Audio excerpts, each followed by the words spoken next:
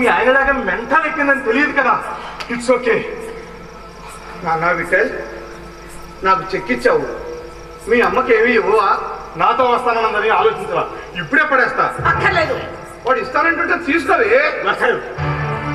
ఆ పైగా ఏదో తెలియకంటుంటే నా ఫ్యామిలీ మ్యాటర్స్ తలదొక్కదు. మీ నాన్నగారు ఎప్పుడు అంటూ ఉంటాడు, నువ్వు ఇంట్లో మనిషివే అని. అందుకే ఆయనకేమవుతావు, నాకు మాత్రం ఏమీ కావు. నీకేం కాదా బిడ్డ బాబు? చిన్నప్పుడు అంకురంకులుంటూ నా భుజాల మీద ఎక్కి గుర్రమాట ఆడినప్పుడు, నువ్వు ఏడుస్తుంటే బజారుకు తీసుకెళ్ళి నిన్ను ఆడించినప్పుడు, మీ నాన్నగారు నిన్ను కొడుతుంటే అడ్డం వచ్చినప్పుడు, మీ నాన్నగారు నిన్ను ఇంగ్లీష్ చదివించాలనుకుంటే నాకు ఇష్టం లేదని అడిగి మా ఇంటికి వచ్చినప్పుడు, నీకు ఇష్టమైన చదువు చెప్పించమని మీ నాన్నగారిని ఒప్పించినప్పుడు, అప్పుడు ఈ పేటర్ ఎప్పుడు కావాలి? ఇప్పుడు ఈ పేటర్ నీకే కాదు. నీ సెంటిమెంట్ నక్క వేషాలు నా దగ్గర కాదు. అసలు మీలాంటి లో క్లాస్ కళాకారులతో మాట్లాడటం నాన్ సెన్స్. ఇదిగో మచ్చే తీసుకో, అవతల నాకు చాలా పనులు ఉన్నాయి. బ్లాంక్ చెక్ ఎందుకురా? ఎంతో కొంత వేసి నాన్న. చూడండి, అమ్మ మీలా నా అవసరాలు తూతూ మంత్రంగా చూడలేదు. అమ్మ, ఎన్నోసార్లు నీ దగ్గర డబ్బులు తీసుకున్నాను, నువ్వు కూడా నాకు కొన్ని సేవలు చేశావు. వాటన్నిటికీ లెక్క కట్టే ఓ 10 లక్షల దాకా అయి ఉండొచ్చు. అన్నింటికీ మించి చిన్నప్పటి నుంచి నాన్నని నా వైపు నుంచి గెలుస్తూ వచ్చావు. అందుకే ఈ ప్లాన్ విఠల్ బాబు తొందరపడుతున్నారయ్యా. ప్రపంచంలో డబ్బు పోసి అమ్మ తనాన్ని కొనేవాళ్ళు ఉన్నారేమో కానీ అమ్మ ప్రేమను కొనేవాళ్ళు లేరయ్యా. ఒక ఇల్లిటరేట్ కూడా నాకు నీతులు చెప్పేవాడయ్యాడా? You bastard! అతన్ని నిన్ను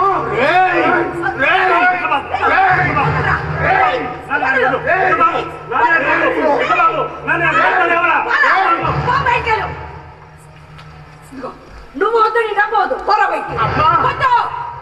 నన్ను అలా పిలవద్దు. నాకు అసలు కొడుకే పుట్టలేదు, చచ్చాను అనుకుంటాను. బయటికి. So sad, really bad time.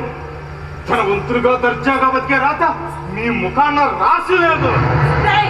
అమ్మ నాన్ని కాదనుకొని వెళ్ళిపోతున్నావు. నడమంతులకు సిరిపట్టిన నీలాంటి వాళ్ళు సర్వ నాశనం అయిపోతారా? పురుగులు పడిపోతారా? మట్టి కొట్టుకుపోతారా?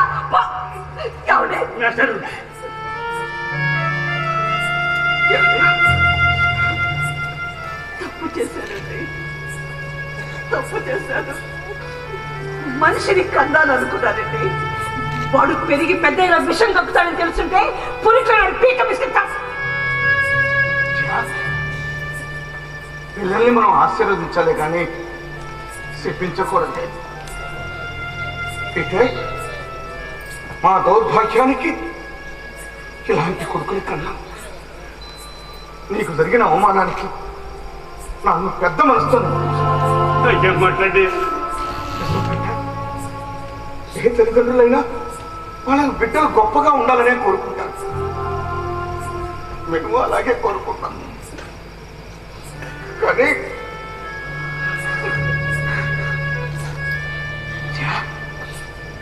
బిడ్డలు ఏం చేసినా మనం ఆనందంతో అనుభవించాలి. కన్నందుకు అది తప్పదు.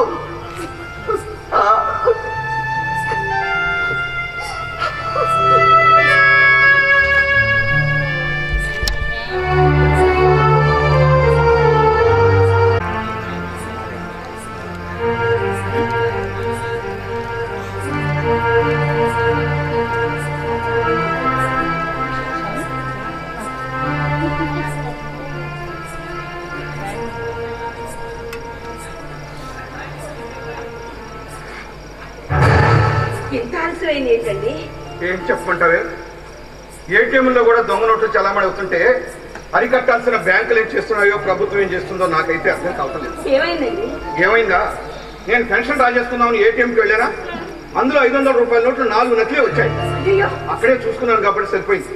ఆ గార్డు చేసి సంతకం పెట్టించేసి దగ్గరలో ఉన్న బ్యాంకుకి వెళ్ళి అసలు నోట్లు తెచ్చుకునేటప్పటికి ఇదిగో ఇంతసేపు అయింది.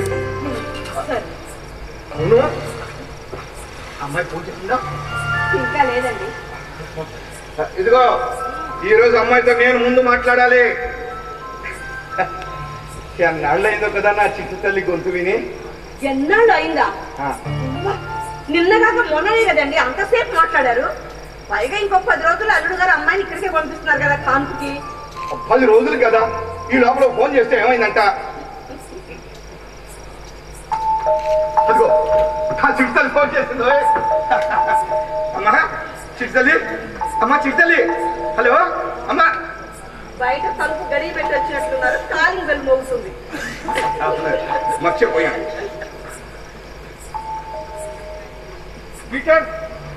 ఏమిటయ్యా ఈ డబ్బులు? ఏమిటయ్యా ముందు లోనికి ఏమైందయ్యా? ఏంటండి అయ్యా ఏమిటి పీటర్, ఏమైంది? ఏం జరిగింది? ఏం జరగలేదు, మీరే కంగారు పడకండి. ఇలా చేస్తా, మెల్లిగా మెల్లగా మెల్లగా కూర్చోబెట్టు. ఏమైంది నాన్న? ఏమి కాలం పెట్టాడు పీటర్? ఈ దెబ్బలు ఏమిటి? ఏమైందిరా? ఏమైంది నాన్న? మాస్టారు, ఏమిటైందంతా? అబ్బాయి గాంధీ దొంగ రోడ్డు చలామణి కేసులో పోలీసు కొట్టింది అబ్బాయి అయ్యండి. నేను జామీన్ ఇచ్చి తీసుకొస్తున్నాను. అయిపోయింది. ఈ రోజు ఇంటి పరువు పూర్తిగా పోయింది. రే రే, ఈ వయసులో కూడా నేను మనశాంతి ఉండనివ్వా? వద్దుగా, ఇలాంటి కొడుకులు ఏ తల్లిదండ్రులకి వద్దు. వద్దు, నన్ను అలా తినవద్దు. నీ నోట్లోంచి వచ్చే అమ్మ అనే పదానికి అర్థమే మారిపోతుంది. అయినా నీ ప్రత్యేకంలో బ్రతుకుతానన్న వాడికి మళ్ళీ ఎందుకు వచ్చావరా? ఏ అర్హతతో నువ్వు ఇంట్లో అడుగు పెట్టావు?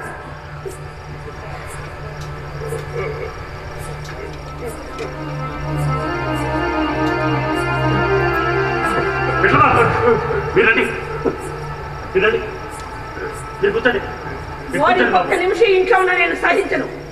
వాడిని పోలీస్ స్టేషన్ నుంచి ఇంటికి కాకుండా సరాసరి బోర్ల కాడికి తీసుకెళ్ళినా నేను బాధపడేదాన్ని కాదు. ఏం మాట్లాడమండి? ఇంట్లో వచ్చారమంటే అడిగిపోతాడు. పట్టాలు బట్టే ఇవ్వండి. అంటే వాడు ఏం చేసినా చూస్తూ భరిస్తూ ఊరుకోమంటారా? భరించే ఓర్పు సహనం ఆ దేవుడు తల్లిదండ్రులుగా గమనించారమ్మా. ఏమ్మా, దెబ్బలు తగిలి ఇంటికొచ్చిన కొడుకుని ప్రేమగా దగ్గర తీసుకున్న మందు రాసే మీరే అతను మనసు కష్టపడేట్టు మాట్లాడితే అన్ని తెలుసుకొని ఇలా ఎలా మాట్లాడగలుగుతున్నావు పీటర్? పిల్లలు నాగా తప్పులు చేస్తారమ్మా. పెద్ద మనసు వాటిని మనల్ని తగ్గిద్దారని మీరు చెప్పారు. ఇంతకీ నువ్వు అనేది ఏమిటి? మాస్టారు, నేను ఇలా అంటున్నానని మీరేమీ అనుకోరుగా? చెప్పదలుచుకుని ఏదో సూటిగా చెప్పు. నువ్వు మాలో ఒకరివే అన్నావుగా. సంతోషం అమ్మా. నేను మీలా చదువుకోపోయినా ఒక బిడ్డకు తండ్రిగా మాట్లాడుతున్నాను. నేను వ్యాపారం చేసేటువంటి ఎదుటోడ మనసు చదివి ధ్యానం చేయాలి. నేను చదివింది ఆ చదివి. మాస్టారు, నేను మీ మాటిని బాగుపడ్డాను. మరి మీ అబ్బాయి ఎందుకలా తయారయ్యాడో ఎప్పుడన్నా ఆలోచించారా? ఆలోచించలేదా? మాస్టారు, మీ పిల్లలతో ఎప్పుడన్నా ప్రయోగంగా మాట్లాడారా? నీకు తెలీదా పీటర్? అందుకే అడుగుతున్నాను. డబ్బు సంపాదించు నేర్చుకో, సంపాదించడం చేత కాదు అన్నారే కానీ ఎలా సంపాదించాలో ఎప్పుడైనా చెప్పారా మాస్టారు? ఏ తండ్రి తన కొడుకు ఎలా సంపాదించాలో చెప్తారా? నువ్వు చెప్పావా నీ కొడుకే? నా ఉద్దేశం అది కాదయ్యా. జీవితంలో ఎంతో మందికి ఎన్నో సలహాలు ఇచ్చారు. మీరు మీ పిల్లలతో ఎప్పుడన్నా అలా చెప్పారా అని అడుగుతున్నాను. చెప్పలేదా? ఇంజనీరింగ్ చదవని వాడికి, డాక్టర్ చదవని దానికి చెప్పారు. నా మాట విని డాక్టర్ చదివి నీకు ఏం చేసింది? నా మాట వినకుండా వాడు ఎలా తయారయ్యాడు? దీనింటికి తప్పు నాయనంటావా? తప్పని కాదయ్యా. మీ దగ్గరగా మీ పిల్లలు మీరు ఒక మాస్టర్ని చూశారు కానీ తండ్రిని చూడలేకపోయారు అంటున్నారు. అందుకే వాళ్ళు మానసికంగా మీకు దూరం అయ్యారు. ఏ తండ్రైనా తన బిడ్డలు గొప్పగా ఉండాలని కోరుకుంటారు. నేను అలాగే కోరుకున్నాను. నా దగ్గర ఎంతో మంది సలహాలు తీసుకొని బాగుపడ్డారు. వాళ్ళకన్నా ఇంకో మెట్టు పైన ఉండాలి నా బిడ్డలు అనుకొని వాళ్ళని క్రమశిక్షణతో పెంచానయ్యా నేను. మాస్టర్లా పెంచారండి? అవును, నన్ను మాస్టర్ లాగా పెంచావు.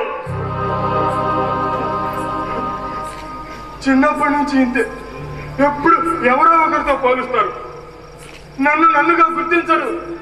అసలు నా జీవితం ఇలా అవటానికి కారణం మీరే. మాట్లాడేది మాస్టారు, ఇప్పుడే వాడు మనసుకి మాట్లాడుతున్నాడు. మాట్లాడేమండి. నాన్న ఇది చేస్తాను అంటే ముందు వద్దంటారు. అప్పుడే మొదలవుతుంది నాలో ఎలాగైనా నా పంతాన్ని నెగ్గించుకోవాలి అనే పట్టుదల. ఎలాగోలా నెగ్గించుకుంటాం, కానీ ఏదో తెలియని అసంతృప్తి. నాన్న, ఎవరో పెద్ద చదువులు చదివారని, పెద్ద ఉద్యోగాలు చేస్తున్నారని, మీ బిడ్డలు అలాగే ఉండాలని ఎందుకు నాన్న? మీకు మీరు ఊహించుకొని నిర్ణయం చేసుకుంటారు. నాన్న, ఎన్నోసార్లు మీలో తండ్రిని చూద్దామని ప్రయత్నించాను. కానీ అదేమిటో చూసిన ప్రతిసారి బెత్తం పట్టుకొని దండించే మాస్టర్నే చూశాను.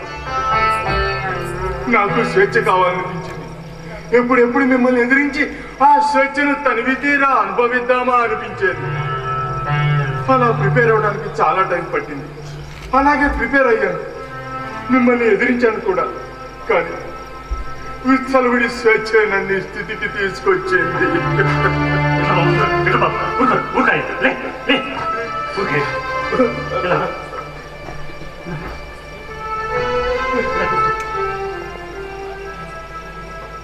ఏందండి? ఏంది మాట్లాడరే? మాట్లాడండి. ఏం మాట్లాడమంటావు? ఏం మాట్లాడమంటావు? నా దగ్గర మాటలు నేర్చుకున్నవాడు నాకే అందనంతగా మాటలు మాట్లాడుతుంటే, నేను చేసిన తప్పులు ఒక్కటొక్కటే నాకు గుర్తుకు వస్తుంటే, నేను అసలు ఏ పరిస్థితుల్లో ఉన్నాను? మాస్టారు ఊరుకోండి. మాస్టారు ఇప్పుడు ఏమైంది? ఊరుకోండి. నా బిడ్డల విషయంలో నేను ఎన్నో కలలు కన్నాను. అవి ఎలా నిజాలు చేసుకోవాలో ఒక ఉపాధ్యాయుడిగా నా అనుభవాన్నంతా రంగరించి వాళ్ళకు బోధించాను. ఎంతో మంది విద్యార్థులకు పాఠాలు చెప్పి వాళ్ళ భవిష్యత్తుకి తీర్చిదిద్ది ఉపాధ్యాయుడిగా సక్సెస్ అయ్యాను. అది నా పిల్లల దగ్గర నేను ఫెయిల్ అయ్యాను. తప్పు చేశాను విద్య, నేను తప్పు చేశాను. నా బిడ్డలు అతి క్రమశిక్షణగా పెంచడమే నేను చేసిన పెద్ద పొరపాటు. ఇంతకాలం ఈ విషయాలు నాకు ఎందుకు చెప్పలేదయ్యా నువ్వు? ఏమీ తెలియనోళ్ళకైతే చెప్పొచ్చు కానీ అన్నీ తెలిసిన మీకు ఎలా చెప్పాలి మాస్టారు? నీకు ఎలా కృతజ్ఞతలు చెప్పుకోవాలో నాకు అర్థం కాదు. నన్ను క్షమించండి నాన్న. నా తప్పు తెలుసుకున్నాను. తేలికగా డబ్బులు సంపాదించాలి అనే ఆవేశంలో అడ్డదారులు తొక్కాను. మీరే కరెక్ట్. ఏదైనా సాధించాలి అంటే కష్టపడాలి. పీటర్ అంకుల్లా స్వశక్తితో అంచెలంచెలుగా పైకి రావాలి. స్థిరమైన గమ్యాన్ని చేరుకోవడానికి నిర్దిష్టమైన గమనం ఉండాలి. అది తెలుసుకునేసరికి నా జీవితం సగానికి పైగా నాశనం అయిపోయింది. ఇక మీరు ఏ సలహా ఇచ్చినా పాటిస్తాను నాన్న. పీటర్ దగ్గర గుమస్తా ఉద్యోగం చేస్తావా? నాన్న, అమ్మ నాకు జన్మనిస్తే పీటర్ అంకుల్ నాకు మనిషిగా మరో జన్మనిచ్చారు. కానీ నేనే నా మూర్ఖత్వంతో అంకుల్ని అనరాని మాటలు అన్నారు. క్షమించండి అంకుల్. పీటర్ బాబు, అవన్నీ నేను ఎప్పుడో మర్చిపోయానయ్యా. అయ్యా పీటర్ బాబు తప్పు చేస్తున్నారయ్యా. తరాలు మారుతున్నప్పుడు తలెత్తే అంతరాలను గమనంలోకి తీసుకోవాల్సిన బాధ్యత ప్రతి తల్లి తండ్రికి ఉంది. నేడు వీరి నిర్ణయాలు మనకి కొత్తవిగా అనిపిస్తే మన నిర్ణయాలు వీళ్ళకు చాదస్తంగా అనిపిస్తాయి. నాన్న విఠల్, ఏ తల్లిదండ్రులైనా వాళ్ళ బిడ్డలకు మంచి భవిష్యత్తు ఇవ్వాలని కోరుకుంటారు కానీ వాళ్ళ జీవితాలను నాశనం చేయడానికి చూసుకోరు. విజయ, ఏ వంటకానికి ఏ పదార్థం ఎంతెంత వేస్తే రుచికరంగా ఉంటుందో తెలుసుకున్నవాడి సంసారంలో సంతానానికి పంచవలసిన ప్రేమ కన్నా ఎక్కువ ప్రేమ పంచితే రుచి కోల్పోయిన వంటకం వల్ల నిస్సారమైన సంతానాన్ని ఈ సమాజానికి అందించిన వాళ్ళం అవుతామన్న సంగతి గ్రహించలేకపోతున్నాం. అంచెలంచెలుగా ఈ సమాజంలో అత్యున్నత స్థాయికి ఎదిగిన పీటర్ మాన్యుడు బిడ్డల నిర్ణయాల్లో మార్పులు జరుగుతుంటే తల్లిదండ్రులుగా వాటిని గమనించాలి, వాటిని సరిదిద్దాలి. కానీ నేను నా పిల్లల విషయంలో నేను అలా చేయలేకపోయాను. నా ఆలోచనలన్నీ వాళ్ళ నెత్తికి రుద్దాలని చూశాను. తండ్రిగా వాళ్ళకి దూరం అయ్యాను. అలాగే ఎందరో తల్లిదండ్రులు వాళ్ళ పిల్లల విషయంలో ఇలా ప్రవర్తిస్తారు.